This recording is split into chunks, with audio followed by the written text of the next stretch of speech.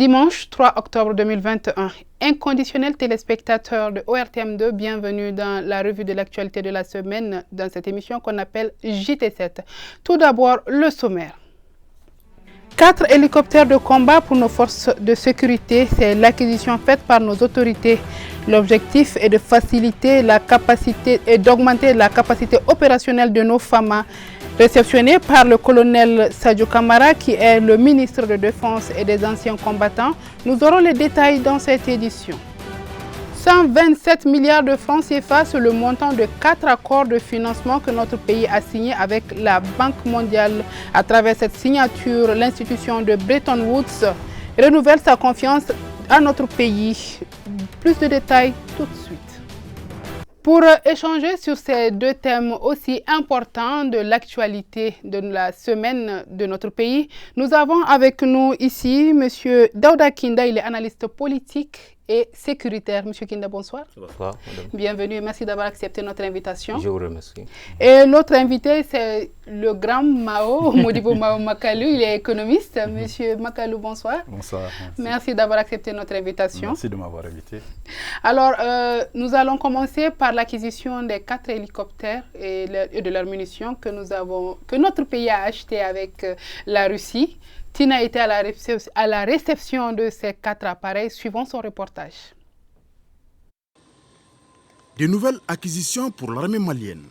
4 hélicoptères de combat de type Mi-171 flambant neufs achetés par l'État malien auprès de la Fédération de Russie vont renforcer notre parc aérien à moyen d'opération. Le renforcement des capacités de l'armée malienne enclenchée occupe une place prépondérante dans les missions des autorités de la transition. Les armes et les munitions sont offertes par la Fédération de Russie. Les 4 hélicoptères ont été entièrement acquis sur budget national. Cet événement est une nouvelle illustration de l'effort particulièrement constant que le peuple malien consent pour l'équipement de son armée. C'est aussi un exemple supplémentaire du souci constant de son Excellence, le colonel Assimi Goïta, président de la transition, chef de l'État, chef suprême des armées, pour le renforcement des capacités opérationnelles des FAMA. Ces équipements témoignent de la parfaite collaboration avec le partenaire russe. La Fédération de Russie, pays ami avec lequel le Mali a toujours entretenu un partenariat très fructueux. C'est la concrétisation d'un contrat signé en décembre 2020, rentré en vigueur en juin 2021. L'armée malienne poursuit sa montée en puissance et les moyens aériens contribueront à préserver l'intégrité du Mali et assurer la sécurité des populations. Alors, 4 hélicoptères, M. Kinda, qu'est-ce que cela représente pour notre armée? Ça représente un pas sur un long chemin, le long chemin de la lutte contre le terrorisme, parce qu'il ne faut pas oublier, le Mali a le don, du moins la bénédiction d'avoir un grand territoire, Tout à fait. avec une population moyenne. Donc, du coup, ça se ressent un peu sur notre outil défensif. Un hélicoptère, c'est l'équivalent de 2 ou 3 bataillons sur le terrain de guerre.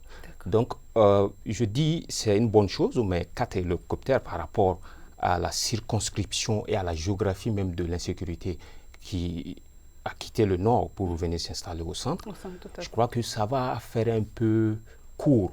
Ça risque de faire court. Je crois que le gouvernement doit s'inscrire dans une amplification de l'acquisition de ces genres de matériel. Mais il ne faut pas oublier que les hélicoptères, dans la lutte d'une guerre asymétrique, ont tendance à montrer leurs limites. Comment ça? C'est que c'est des moyens lourds. Ce n'est pas comme des drones, par exemple, qui sont pratiquement invisibles. C'est surtout des hélicoptères qui font beaucoup de bruit, alors que les groupuscules sur le terrain sont mobiles et ils sont dans des étendues, des grandes étendues. des terrains où les bruits de rotors d'hélicoptères font plein de bruit. Et ils peuvent repérer automatiquement. Donc, ils s'adaptent par rapport au déploiement de ces hélicoptères. Mais ces hélicoptères ont été utilisés par beaucoup de pays. Le Pérou, déjà, a eu une bonne expérience avec ces hélicoptères Mi-71, qu'on appelle Terminator. Le Ghana a fait acquisition de 6 hélicoptères de ce genre, je crois. Ouais. Le Burkina aussi a fait des commandes. Donc, je crois que c'est adapté à notre terrain. Ça peut opérer à moins 50 jusqu'à plus 50 degrés. Et il faudrait dire aussi que ça peut remplir 2 rôles. Le rôle d'attaque, le rôle de soutien aérien et le rôle de transport. On peut même embarquer jusqu'à 36 soldats en même temps. Donc, mais il va falloir que les autorités aussi, comme je l'ai dit tantôt, qu'ils plosent sur d'autres domaines. Par exemple, comme je l'ai dit, les drones. Les drones, la technologie des drones, malheureusement, n'est pas trop améliorée sur le terrain. On a vu actuellement qu'avec des pays de moyenne puissance comme la Turquie, qui fait le développement de ces drones, ils ont un drone qui s'appelle Bayraktar, qui a montré sa puissance de feu lors de la guerre Azerbaïdjan-Arménie. Donc, moi, je crois que ça va... L'implication de ces matériels, c'est plus efficace, moins visible. Ça peut surprendre l'ennemi et surtout le coût matériel et humain. Je vous apprends pas, le Mali a perdu un Super Tucano à Mopti récemment, il y a quelques de ces années. Il n'y a pas eu d'enquête pour réellement situer qu'est-ce qui a réellement fait défaillance. Parce que ça reste toujours des mécaniques qui peuvent avoir des défaillances. Donc, il va falloir que les autorités aient ça en tête. En termes de coûts, déjà, qu'est-ce que cela représente pour notre pays?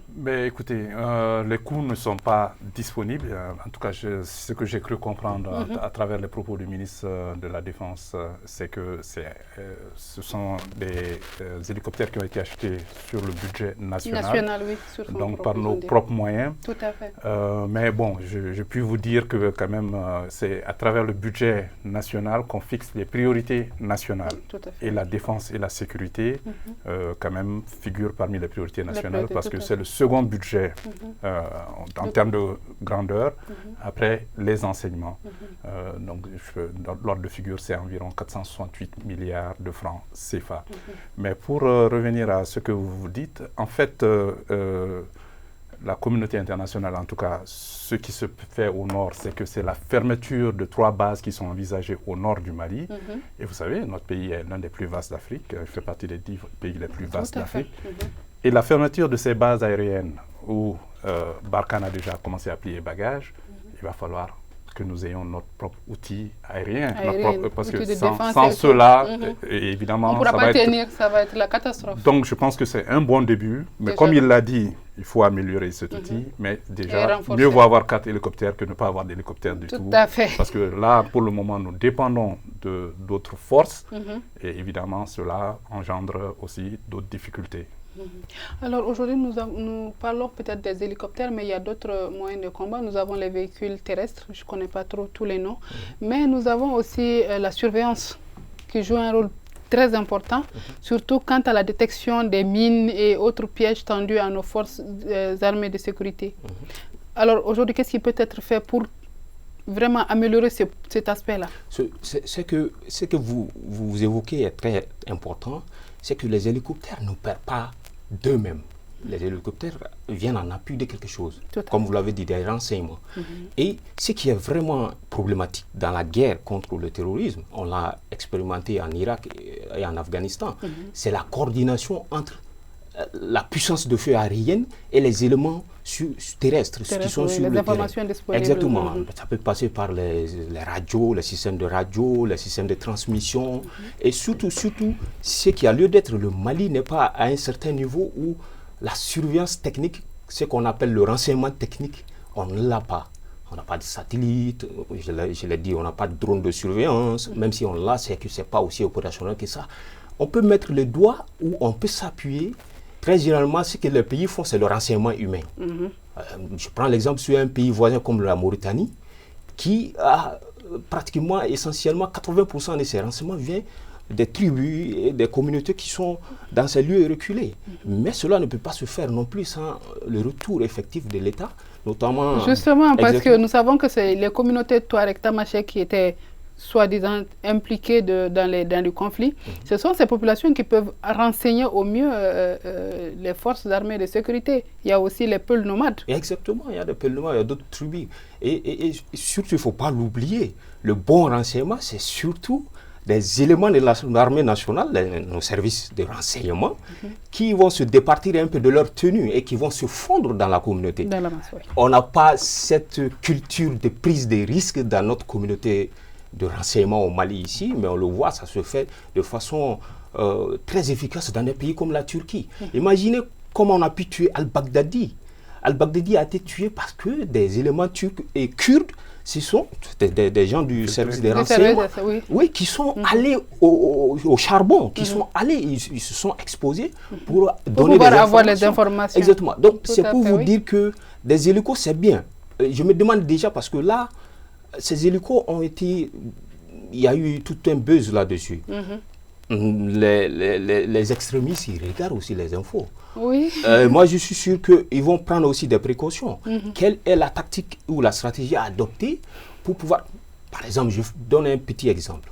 En Irak, quand des Black Hawk, comment dirais-je, volaient de jour, les terroristes faisaient tout pour opérer de nuit.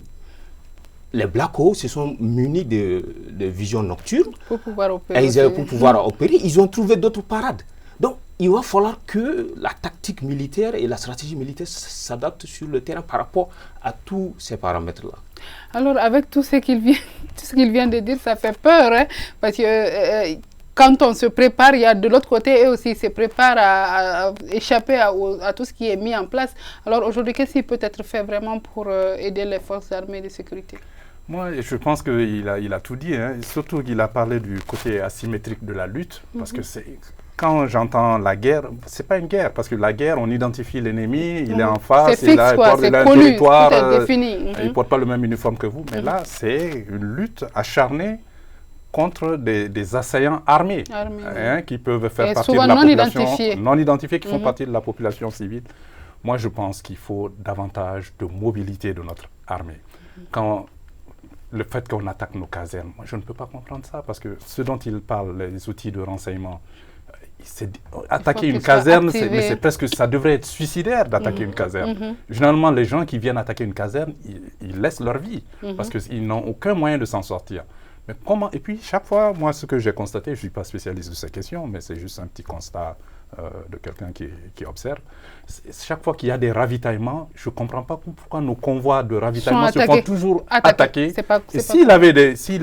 Comme il vient de le dire, M. Kinda, s'il y avait des renseignements, en tout cas, ou même des drones de surveillance. Des drones de surveillance qui accompagnent. Les gens ne pourraient pas sortir de la brousse tout le temps et puis attaquer nos convois. Et puis s'accaparer des provisions. Des provisions en armes, en munitions, en nourriture, etc. Et ça, c'est une prise de guerre, une véritable prise de guerre. Ça arrivé une fois, deux fois, trois fois, pourquoi ça continue à arriver? Donc, il va falloir changer de fusil d'épaule un peu par rapport à cela. Et aussi, comme je l'ai dit, il va falloir plus de mobilité au sol. Parce qu'il faut s'adapter au terrain, parce que comme les militaires même le disent, c'est le terrain qui commande. Donc on ne peut pas faire une guerre à partir de Bamako, mais il faut que les gens se rapprochent. Ceux qui luttent, en tout cas, se rapprochent déjà des zones de conflit. Des zones de conflit. Justement, juste avant de changer de thème, parce que nous allons parler de cette signature d'accord de financement, mais déjà, vous êtes spécialiste de la question aujourd'hui. Quel message vous pouvez adresser à nos compatriotes qui peuvent aider nos forces armées de sécurité? C'est le patriotisme, sur le patriotisme que je vais mettre le doigt. C'est que pour qu'une armée soit efficace, il faudrait qu'il y ait des citoyens patriotes à l'appui. Et moi je dis, la pauvreté ne fait pas bon ménage avec cette situation d'insécurité.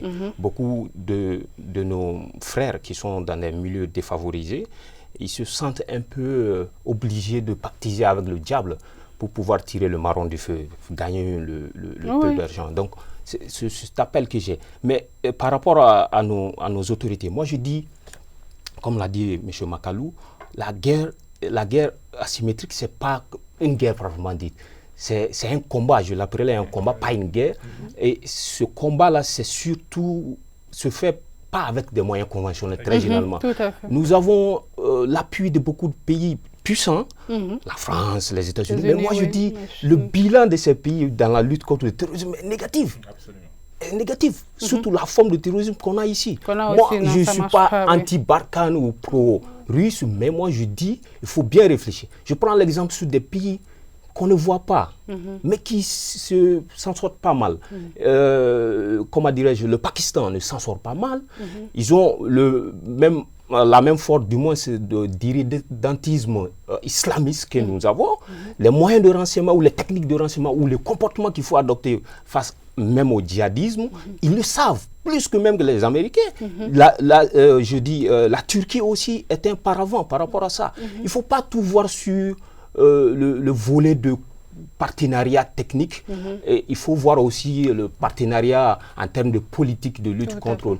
Oui, c'est comme ce que le PM a dit, il faut adapter les choses à toutes les stratégies à nos réalités. Exactement, à nos réalités. Tout à fait. Oui. Alors, M. Makalou, juste un dernier mot sur ce sujet avant de continuer. C'est difficile économiquement, mais est-ce qu'on peut faire l'impasse sur ces difficultés pour vraiment s'entraider à sortir de cette situation? Écoutez, notre crise, elle est multidimensionnelle. Elle est multidimensionnelle, bien sûr, elle est politico-institutionnelle d'abord, mais elle est sécuritaire, elle est aussi, je vais dire, alimentaire et nutritionnelle. Imaginez-vous que vous prenez la structure de notre économie. 40% de notre richesse nationale, de notre PIB, vient du secteur primaire. Ce secteur primaire, c'est le secteur du développement rural. Agriculture, élevage, pêche, sylviculture, tout cela. Mais en plus de cela, même en calculant cela, vous avez 60% de notre population qui vit en zone rurale. Et ce sont ces zones qui nourrissent les zones urbaines.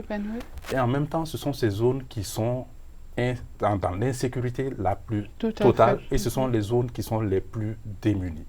Parce que la production agricole, avec les changements climatiques, c'est l'agriculture pluviale qui fait que nous vivons, bien vrai que nous soyons une puissance agricole, mais tout dépend de la pluviométrie. Qui n'est pas très favorable ces dernières années. Avec les changements climatiques, ça a tout déréglé, donc la production est moindre, les pâturages sont moindres, et vous savez, nous avons le second cheptel le plus important dans l'espace CEDEAO, les 15 pays de la communauté des États de l'Afrique de l'Ouest, nous avons le cheptel le plus important de l'UEMOA, les 8 pays qui partagent le franc CFA. Donc, si vous prenez ce secteur qui fait vivre la majorité de la population et qui se trouve en difficulté à cause de l'insécurité, donc vous allez trouver les causes socio-économiques et la pauvreté rampante.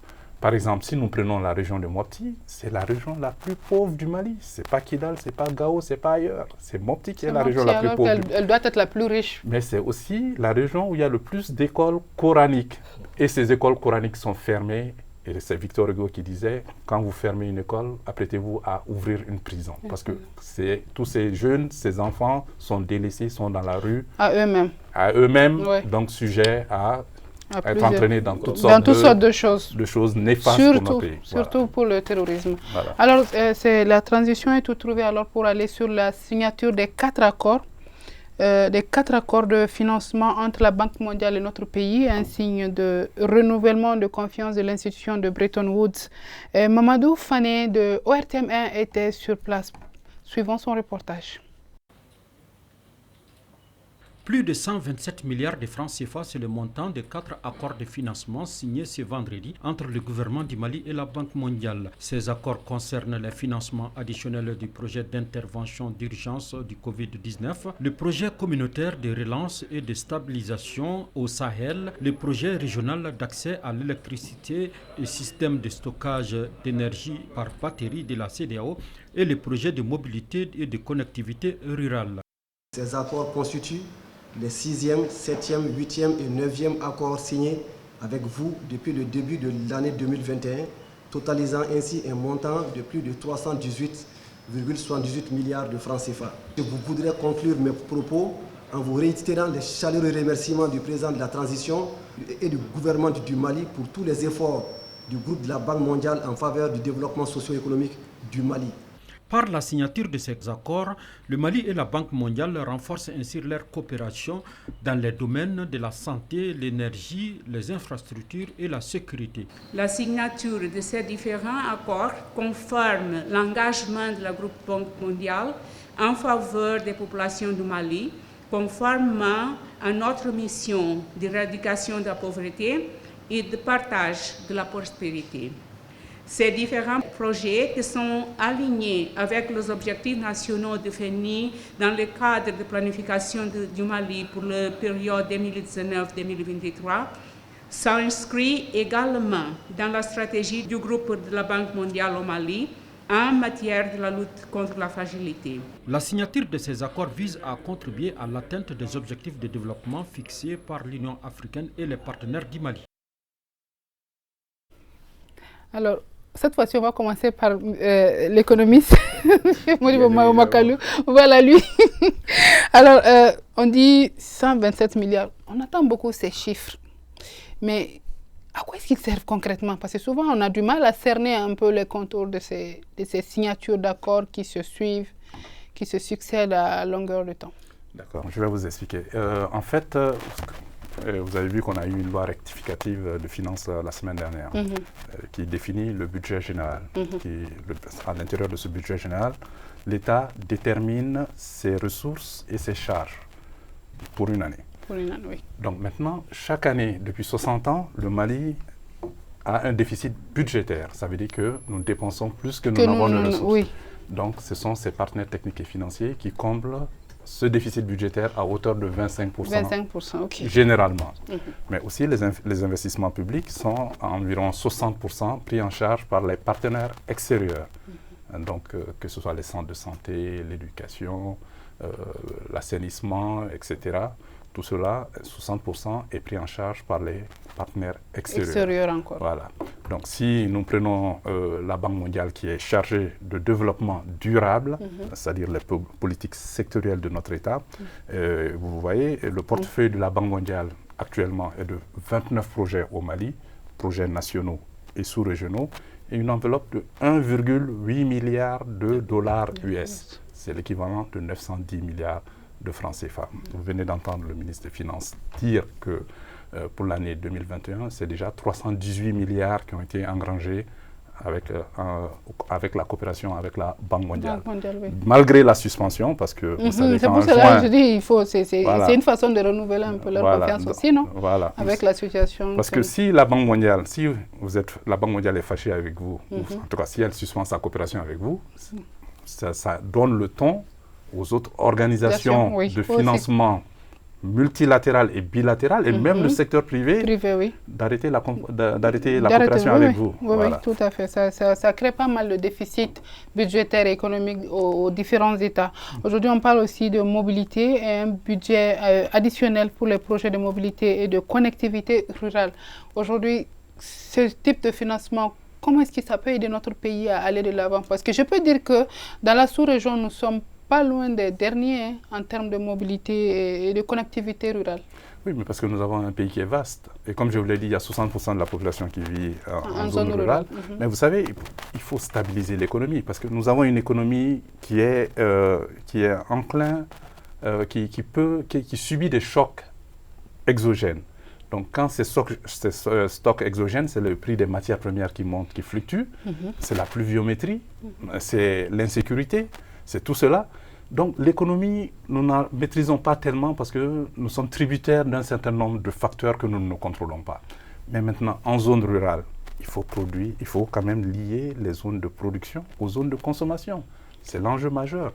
Vous prenez les femmes à l'Office du Niger, elles produisent beaucoup de tomates, mais ces tomates atteignent difficilement les zones de consommation. Et qu'est-ce qui arrive avec ces tomates? On les jette. On les jette après. Pendant ce temps, on importe des pâtes de tomates d'Italie. Tout à fait. Alors que nous pouvons le lait, c'est la même chose. Oui. Donc il y a beaucoup de déperditions. Il y a beaucoup de déperditions à ce niveau-là. Donc il va falloir quand même que nous fassions attention pour valoriser quand même notre secteur primaire, parce que c'est là-bas que vit la majorité de la population. Et l'objectif de tout pays, de tout gouvernement responsable, en tout cas, c'est d'améliorer les conditions de vie de la majorité de la population. À votre avis, comment est-ce que notre pays peut aller vers ça, améliorer le cadre de vie de ces populations, tout en priorisant les secteurs primaires? Moi, je crois que, comme l'a dit M. Makalou, c'est que une bonne économie, c'est une économie d'autonomie. Une économie qui met en place un système de plus-value locale. C'est que, de façon problématique, nous n'arrivons pas à ce niveau. Je vais un peu paraphraser un de vos collègues, Kako Nabukpo, que j'admire beaucoup, qui avait un bouquin sur l'improvisation économique en Afrique. Il dit l'Afrique est toujours dans cette, si je dis, ce cercle infernal là, d'aidant, d'aider, et ils s'en sortent. Éternel assisté. Donc moi je crois, pourquoi ne pas faire un véritable plan Marshall du genre post-Seconde Guerre mondiale que l'Europe a pu obtenir et le Japon, comme vous l'avez dit. La Banque mondiale, ça m'amène à un peu ploser un peu sur la Banque mondiale en tant qu'institution qui est dominée par les États-Unis. Et surtout aussi, il y a des pays qui sont nantis, comme l'Arabie Saoudite, qui ne contribuent qu'à 2%. Donc moi je crois que la Banque mondiale finance toutes ces opérations. Vous avez parlé d'1,5 milliard, d'1,8 milliard de dollars. Mais il faut dire que le budget total de la Banque mondiale, c'est aux alentours de 60 milliards de dollars US. Non, moins, oui. Ouais, moins que ça. On est en train de faire tout ça avec 60 milliards. Et pourtant, il y a des pays contributeurs comme l'Allemagne, qui est 5e contributeur, 4%, qui peut faire plus avec ces collaborations bilatérales. C'est que ces grandes puissances, ils ont tendance à prendre la Banque mondiale comme étant un parent pauvre, mais par rapport à leur propre politique étrangère, ils font plus que ça. D'ailleurs, qui n'a pas assez d'impact. Donc, il va falloir, moi, je pense que la Banque mondiale, que les pays africains aussi pensent à cela. Par rapport à ce que vous m'avez posé comme question, moi, je dis, l'insécurité, comme vous l'avez dit, est un volet essentiel par rapport à l'impact réel de ces aides, de ces financements. Imaginez un endroit comme Menaka, où le taux de chômage des jeunes est élevé, où les écoles sont fermées. Bourem, où les écoles sont fermées, il n'y a pas de centre de santé. C'est quand même problématique que ces financements puissent aller là-bas, parce que la Banque mondiale a déjà opéré un changement par rapport à ces structurations d'antan, les politiques d'ajustement structurel qui étaient, si on peut dire, fait au forceps. Maintenant, il y a une version intégrée et participative qui amène les populations à participer à cela. Mais avec la crise régionale du Sahel, moi, je vois mal que des populations qui sont généralement déplacées, des Maliens, tout un pan de populations qui sont au Burkina, au Niger, qu'on puisse réellement les toucher avec ces aides au financement. Aides, tout à fait. Ouais. Alors, un dernier mot avec le temps qui nous est donné, imparti plus que vous aimez. Nous avons fait un travail quand même au niveau de l'Organisation pour la coopération et le développement économique où je représentais le Mali pendant près de 10 ans. C'est-à-dire les Africains ont réfléchi. Au sommet de Busan, j'ai été nommé Sherpa de la Commission de l'Union africaine et du NEPAD pour les 54 pays africains. Et ce qu'on est convenu, c'est que l'aide est nécessaire, mais elle n'est pas suffisante pour développer. Vous n'allez trouver aucun pays au monde qui s'est développé uniquement par l'aide. Nous devons compter sur nous-mêmes d'abord. Il faut une plus grande mobilisation des ressources internes. Mais pour cela, il faut une gouvernance vertueuse. Mais aussi, si nous parlons de croissance économique, si nous voulons accroître notre richesse, il va falloir d'abord agrandir notre production nationale. Est-ce que vous savez que le Mali est le premier producteur mondial de noix de karité, mais que nous faisons très peu de beurre de karité ou d'huile de karité. Très peu. Bon, je peux vous citer... Nous soupçonnions même certains pays de la sous-région de venir prendre nos beurres de karité et nos mangues. Absolument. Et mettre leur étiquette. Donc, il y a presque 10 produits que je pourrais vous citer aujourd'hui ou que nous pouvons produire. Donc, il faut accroître la production nationale. Il faut la diversifier. Parce que si vous prenez 90% de nos recettes d'exportation, nous transformons 0%. C'est-à-dire l'or, le coton et les animaux vivants font plus de 90% de notre. Donc il faut transformer. Pour cela, c'est depuis 60 ans maintenant que l'objectif est d'aller vers une transformation structurelle, c'est-à-dire ajouter de la valeur à ce que nous produisons et nous n'arrivons pas à le faire. Mais est-ce qu'il y a une solution? Bien sûr qu'il y a une solution, c'est la volonté politique. Il faut élaborer des politiques industrielles et cela dépend de la volonté politique. Si le Mali veut produire des tissus demain, il va falloir qu'il se donne le moyen de cette ambition. Et des moyens que le Mali dit toujours ne pas avoir. Le Mali les a. Alors, c'est ce qui veut faire cette édition. Merci à vous de nous avoir suivis. Et comme à chaque fin d'édition du JT7, nous rappelons le respect des mesures barrières dans le cadre de la lutte contre la maladie à coronavirus. Il s'agit notamment du lavage régulier des mains au savon, l'utilisation du gel hydroalcoolique, le port du masque quand on sort en public, le respect de la distanciation d'au moins 1 mètre, sinon 1,50 m entre les uns et les autres pour éviter la propagation de la maladie. Et aujourd'hui, n'oublions pas de nous faire vacciner. Ceux qui sont à la première dose, de penser à faire la seconde dose. Et ceux qui ne se sont pas fait vacciner du tout, pensez à vous faire vacciner. Cela vous permet de vous protéger et de protéger vos proches. On vous dit à la semaine prochaine, Inch'Allah. Et d'ici là, portez-vous bien. En compagnie, bien entendu, des programmes de ORTM2.